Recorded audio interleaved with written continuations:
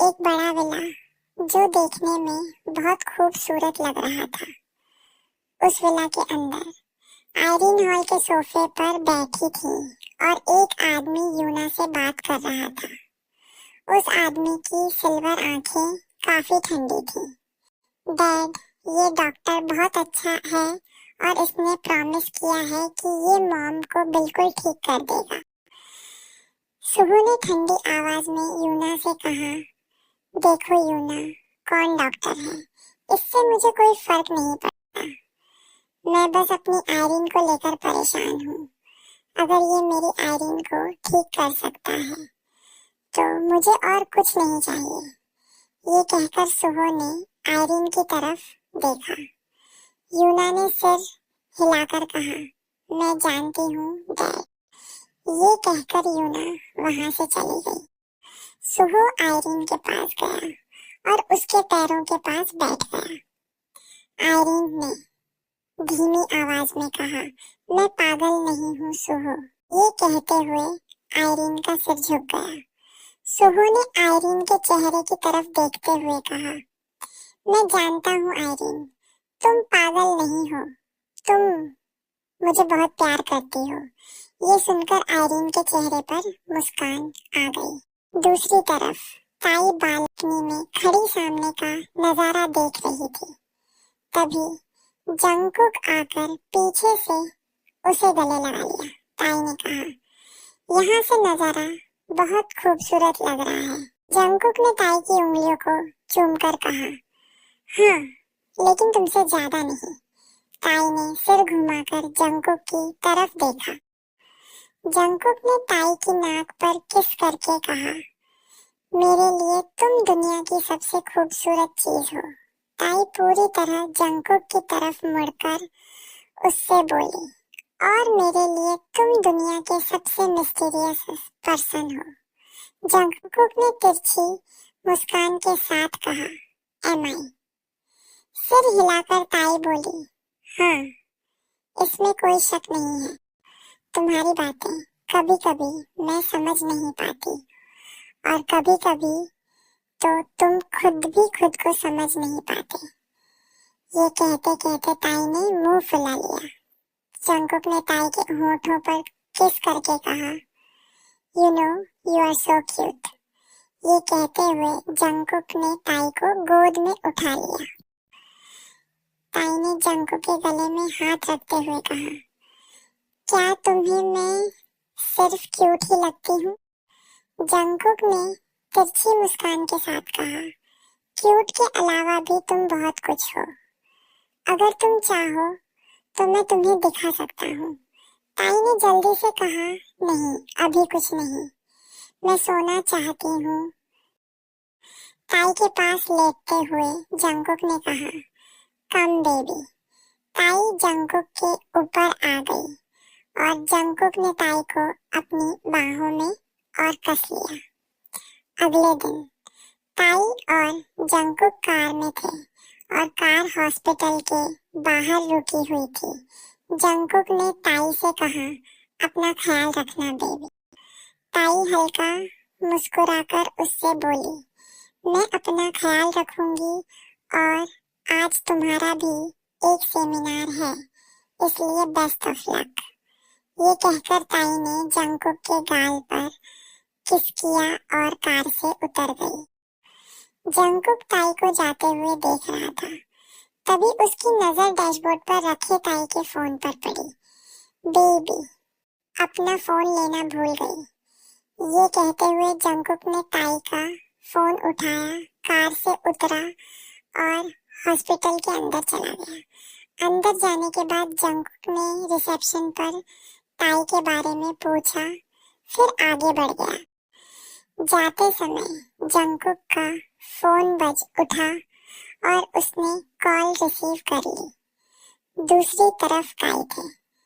Phone पर Jungkook ने कहा, हाँ काई। दूसरी तरफ से काई ने कहा, जंगकुक, तुम इंडिया चले गए और तुमने इसके बारे में कुछ सोचा भी नहीं, इस तरह अचानक चले गए, ऐसा कैसे? जंगकुक ने कहा, मुझे यहाँ आना पड़ा काई, मुझे किसी बात का डर नहीं है और ये सब मेरे लिए कोई मायने नहीं रखता। फिर फर्क ही क्या पड़ता है।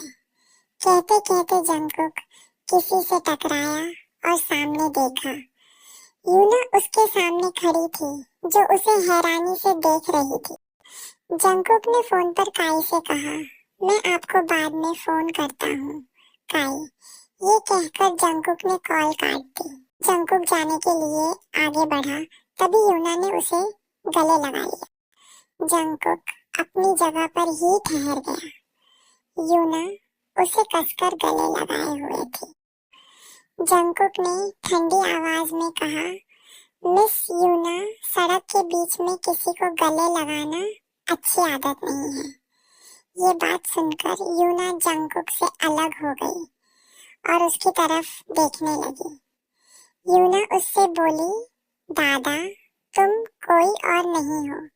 You are my brother, my big brother. ये कहते समय यूना की आंखें नम हो गई थी। जंगकुक ने भौहें सिकोड़ते हुए कहा, सो व्हाट, तुम्हारे जरूर और भी भाई होंगे। मिस यूना, उन पर ध्यान दो। इस जीवन जंगकुक पर ध्यान देने के लिए कोई और है। यूना रोती हुई आवाज में बोली, मेरा कोई और नहीं है दादा, सिर्फ तुम ही हो और तुम ही मुझे छोड़कर चले गए थे। जंगकुक ने कहा, मिस यूना, अगर तुम अपने मॉम और डैड से इन सवालों के जवाब मांगो तो वही तुम्हारे लिए बेहतर होगा। I have to go. ये कहकर जंगकुक आगे बढ़ गया। यूना कुछ पल वही खड़ी रही, फिर जंगकुक के पीछे चल दी।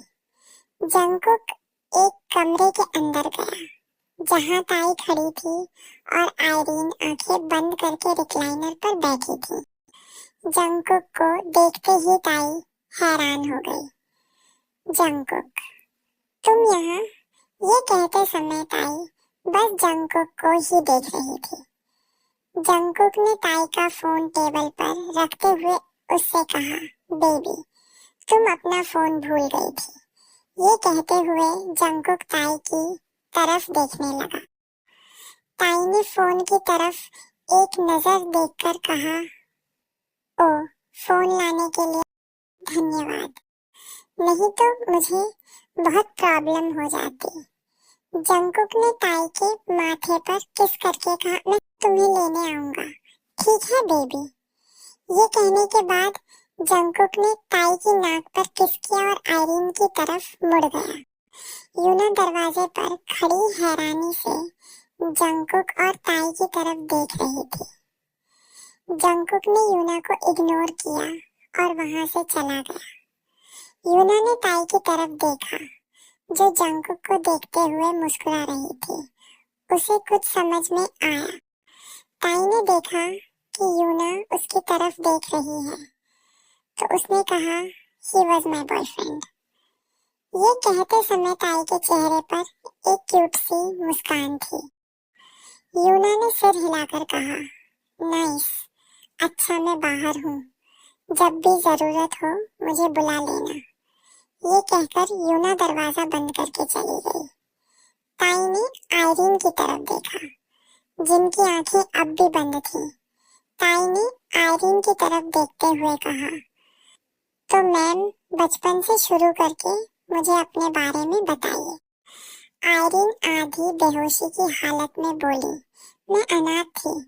जब मुझे अनाथ आश्रम में छोड़कर चले गए थे तब मेरी उम्र 2 साल थी। मैंने 20 साल उसी अनाथ आश्रम में बिताए और उन 20 सालों में मेरे साथ बहुत कुछ हुआ। ताई ने कहा, क्या हुआ, सब बताइए।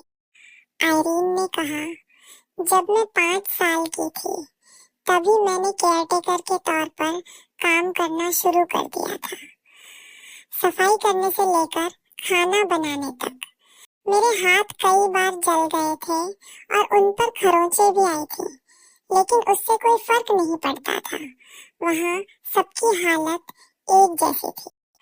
मैंने कई बार देखा कि हर महीने रात में कोई न कोई अनाथ आश्रम आता था, केयरटेकर से बात करता था और किसी लड़की को अपने साथ ले जाता था। उस समय मुझे कुछ समझ नहीं आता था, लेकिन धीरे धीरे सब कुछ साफ हो गया। नोटपैड पर लिखते हुए ताई ने कहा, case of child abuse and girls selling. ताई ने आयरीन की तरफ देखते हुए कहा।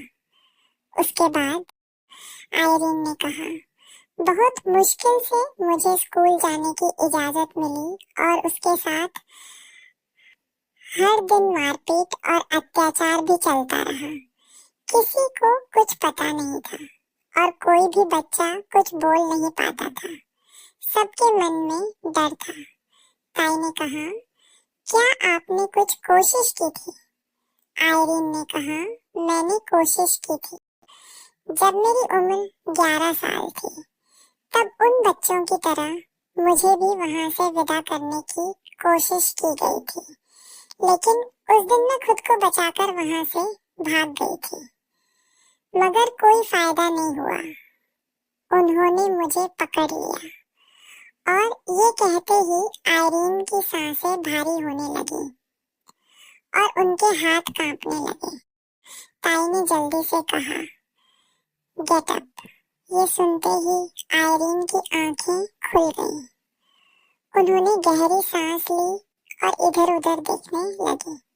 फिर उनकी नजर ताई पर गई, जो उनकी तरफ देख रही थी। आयरीन समझ गई और बोली, तुमने मेरे साथ क्या किया? नोटपैड रखते हुए ताई ने उनसे कहा, ज्यादा कुछ नहीं, बस आपको थोड़ा हिप्नोटाइज करके सच जानने की कोशिश की।